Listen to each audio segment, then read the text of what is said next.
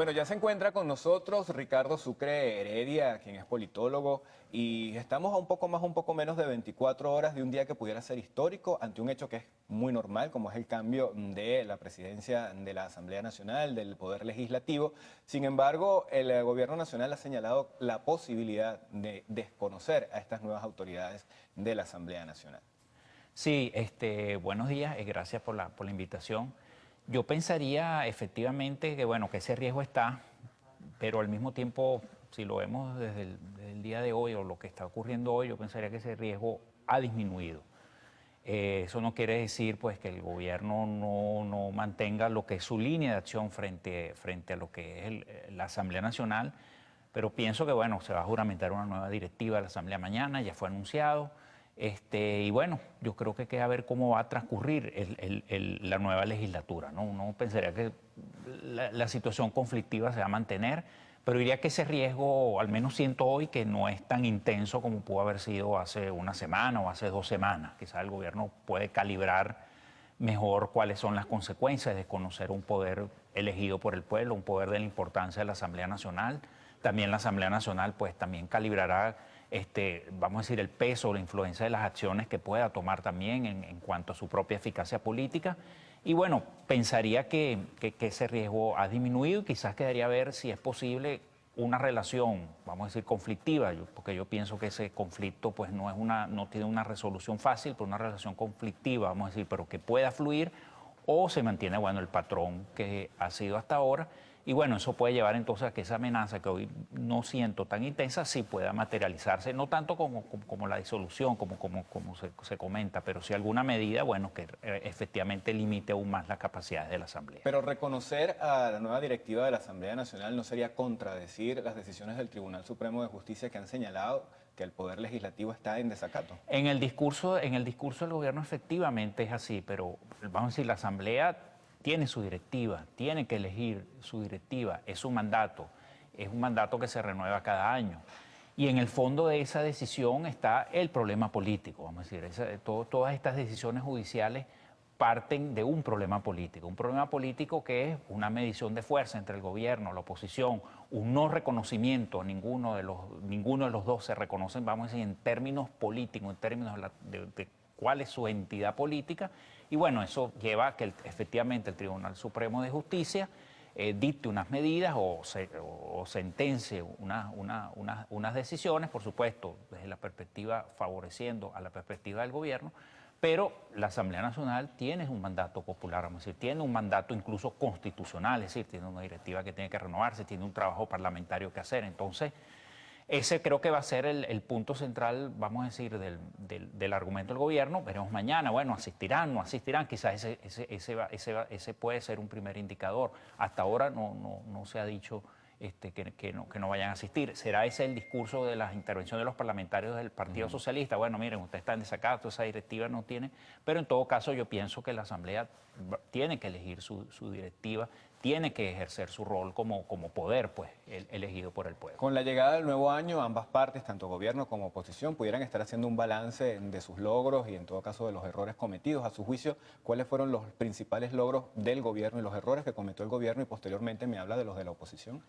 Mira, yo pienso que el principal logro del gobierno quizás pudiéramos sintetizarlo en el contenido, en las expresiones que han dicho muchos de sus voceros más importantes. Y esa, vamos a decir, se resume en, bueno, el gobierno resistió, pues el gobierno siente que pasó una prueba importante, una prueba quizás, vamos a decir, muy decisiva, que fue el año 2016, siente que la pasó bien, sienten que Maduro dio la talla en esa circunstancia.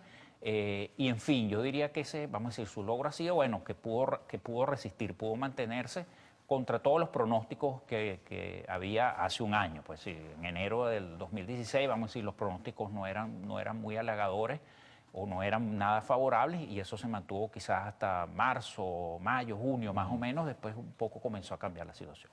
Yo diría que ese es su principal logro. Allí la mesa de diálogo jugó un papel importante. Pero yo diría que jugó un papel, pero yo no siento que haya sido tan determinante como se le pone. Es decir, porque eso también depende mucho de cuáles eran tus escenarios, cuáles eran tus análisis. Básicamente se sugiere que por el diálogo todo, el gobierno se salvó por el diálogo, o el diálogo es causante de todos los problemas que ahorita tiene Venezuela ahora. Yo no siento que haya sido así. El diálogo, por supuesto, jugó y tuvo un peso. Pero yo pienso que la propia estrategia del gobierno, vamos a decir, que tuvo varios frentes, el diálogo fue uno, pero tuvo un frente económico quizás que duró hasta mediados, por lo menos un cierto frente de ajuste, pero tuvo también el frente mayormente social, de la política social del gobierno, los CLAFs quizás los más conocidos, pero está el tema de la vivienda, está el tema de los pensionados, está el tema del aumento salarial, está la propia estrategia política que fue evitar el revocatorio, o sea, la propia estrategia partidista que fue activar a su base, a su partido. Yo siento que fue como una estrategia con múltiples caras, la estrategia internacional, que es el tema de la OPEP, la estrategia energética, es decir, tuvo muchas caras esa estrategia y el diálogo fue una, pero no fue, vamos a decir, diría la esencial que el gobierno, vamos a decir, resistió, se sostuvo solamente por el diálogo, sino hubo una estrategia que adelantó en el año y que, bueno, que fue exitosa políticamente. Si entramos, bueno, los costos, el precio que pagó es otra discusión, pero en ese sentido sí fue exitosa. Y yo diría que su principal error es seguir postergando, vamos a decir, los ajustes necesarios que hay que hacer. Tema económico. El tema económico, las condiciones de vida, mira, yo creo que podemos tú y yo estar toda la mañana hablando de cuál es la cotidianidad tuya, cuál es la cotidianidad mía, cuál es la cotidianidad de quienes ven este programa, de todos los que estamos aquí. Es una cotidianidad dura, todos hemos pagado un precio. Yo creo que el gobierno de alguna manera ha preferido que la ciudadanía pague un precio muy alto por no hacer unos ajustes o unos cambios para evitar ser tildado de neoliberal o entreguista o fondo monetarista, etcétera, y más bien ha hecho entonces un ajuste que uno siente como muy descoordinado. Los precios se han ido hacia arriba, pero el tema cambiario no lo ha resuelto, el tema monetario tampoco, tu tema fiscal, es decir, tu serie de políticas, vamos a decir, macroeconómicas no las has abordado con un sentido de coordinación, con un sentido, vamos a decir, de visión conjunta, sino has hecho ajustes dispersos. La ciudadanía hemos pagado ese precio y yo siento que ese ha sido, vamos a decir, su principal fracaso, su principal error. No lo ha hecho y creo que ha sido por elementos mayormente de dogmatismo político, por elementos de asumir una guerra económica como plantea el discurso, que bien puede existir elementos de eso, pero no es lo esencial. Lo esencial es que no asume pues lo que es un cambio de unas políticas económicas por temor a que digan, bueno, ya hemos traicionado lo que ha sido nuestra historia o nuestra corriente. En el caso de la oposición, hemos escuchado antes de finalizar el año declaraciones del gobernador del estado Miranda, Enrique Capriles Radón, que él señalaba incluso de que habían personas dentro de la misma mesa de la unidad que estaban negociando con el gobierno, no dio los nombres en ese momento, lo ha dicho en 2 ocasiones. Jesús Torrealba, ya finalizando el año, comenzando, también ha hablado de una reorganización de la mesa de la unidad democrática. ¿Cómo está la situación dentro de este organismo de la oposición? Mira, yo siento que dentro de la oposición, como bien tú señalas, debe haber, y la impresión que uno tiene, bueno, lo que hemos podido recoger en los medios, en fin, lo que hemos leído, bueno, hay un debate interno sobre cómo enfrentar la realidad, cómo enfrentar el ambiente político. Porque, vamos a decir, el análisis o el diagnóstico del 2016, a mi modo de ver, no fue el mejor. Es decir, se partió de la idea de un gobierno débil, de un gobierno que estaba a punto de caer, de un gobierno que, bueno, que lo que necesitaba era, vamos a decir, bueno, el empujón, pues, o la situación que creara una crisis para que ocurriera una transición. Eso no ocurrió. Eso creo que estuvo sustentado no en, vamos a decir, en análisis o en hechos realmente que te permitieran hacer esa inferencia, sino bueno, por alguna razón ese fue o los análisis llevaron Una a mala eso. conducción por parte de la oposición, no, quizás no supieron capitalizar esa situación que había en la calle con la presencia multitudinaria de personas. Sí, yo no diría una mala conducción. Yo lo que siento es que si tú no tienes claro, es decir, tu meta o tus objetivos o tu estrategia, comienzas a errar. Es decir, sobre todo cuando son estrategias de alto calibre político. ¿Qué quiero decir? Oye, tú tienes que tener una estrategia clara. Por ejemplo, yo quiero la estrategia insurreccional o yo quiero promover una crisis del gobierno. Bueno, entonces asume tu conducción política en ese sentido. Entonces a lo mejor hubiera lo que llamas calle o tus acciones de marcha, bueno, lo hubiese orientado en ese sentido. Tu estrategia es más política, tu estrategia es más de vamos a decir, de tener base, de tener peso en la sociedad, de organizar a la sociedad, de crecer en la sociedad, ese es otro tipo de estrategia. Siento que son incompatibles. Yo siento que también hay un error cuando se pretenden mezclar las dos cosas. No es posible mezclarlas tal como concibes la calle, tal como concibes la política. Entonces, yo creo que más que un error de conducción, porque bueno, se llevó la Asamblea Nacional, la mesa está allí unida, con sus tensiones, sus diferencias, pero se mantiene, vamos a decir, el criterio de la unidad.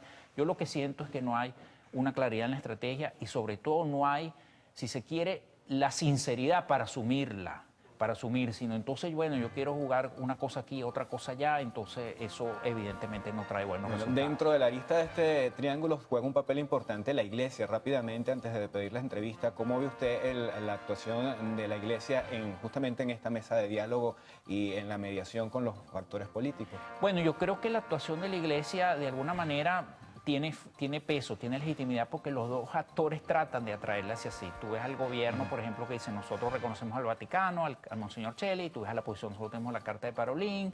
Entonces, yo siento que la iglesia, su riesgo tiene que evitar que la metan en esa diatriba política, que es lo que yo siento que está pasando ahorita. Cada grupo trata de jalarla para su lado. Creo que su papel, yo no lo cuestiono como ha sido, quizás pudiera ser un poco más activo, pero yo creo que tiene legitimidad y creo que al menos los dos actores la reconocen. Y si no se mete en esa diatriba política, pudiera tener un papel mucho más importante. Bueno, el refranero popular a veces es muy acertado. Por ahí dicen, amanecerá y veremos. Y eso quizás es lo que va a ocurrir el día de mañana, ¿no? Exactamente.